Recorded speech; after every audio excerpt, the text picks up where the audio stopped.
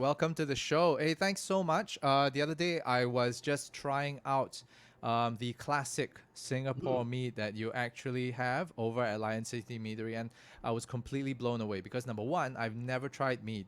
So, for public service announcement for all of those who have not tried mead before, it tastes wonderful. The hints of honey are great, right? With the little florals and the bouquet that comes along, it's almost so easy to drink, like what we had back then, like Jolly Shandy. But that thing will kick your ass, right? Like gin, real quick. All right, after the whole thing, it's stronger than cider, even though it says what 4% or something like Five that. 5.5. 5.5. That it's a lie. I'm telling you, it's an absolute lie.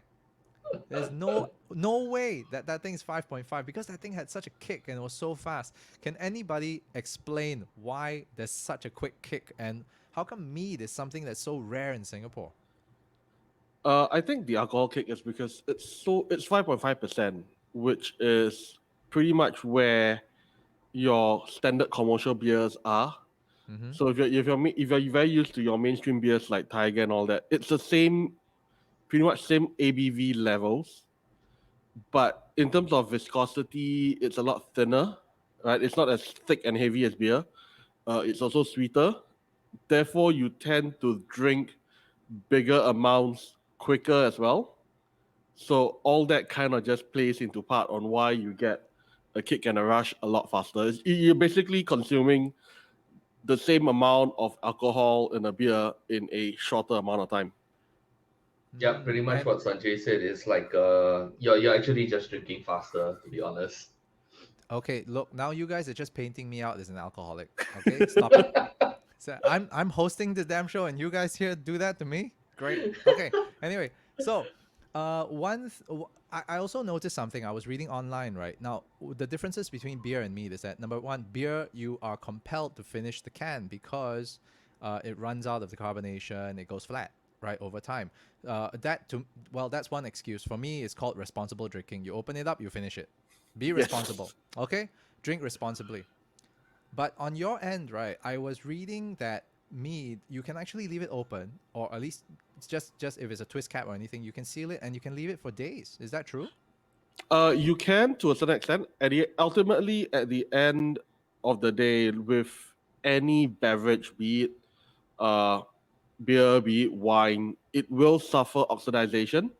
Mm-hmm. It will suffer from oxidization. So, in the same way, it's like a wine. If you can't finish a bottle, you can recork it or recap it, throw it back in the fridge, and it will still stay okay for another 2 or 3 days at most. And then after that, oxidization might kick in, might set in. Uh, but with meat, and again with meat, one of the things you could do is use a vacuum stopper Mm. and just pump out the excess air in the bottle, and then that will then keep indefinitely as well. As good as the Fantastic. vacuum stopper is able to prevent oxygen from getting into the bottle. Right. Justin, what about yourself? We talk about mead, we talk about the love for mead, and basically Lion City Meaderies as a whole. What are your roles on a daily basis between you and Sanjay? How does it work? So Sanjay is actually my head brewer. So all that wonderful stuff that we put out that you have so kindly, like tried.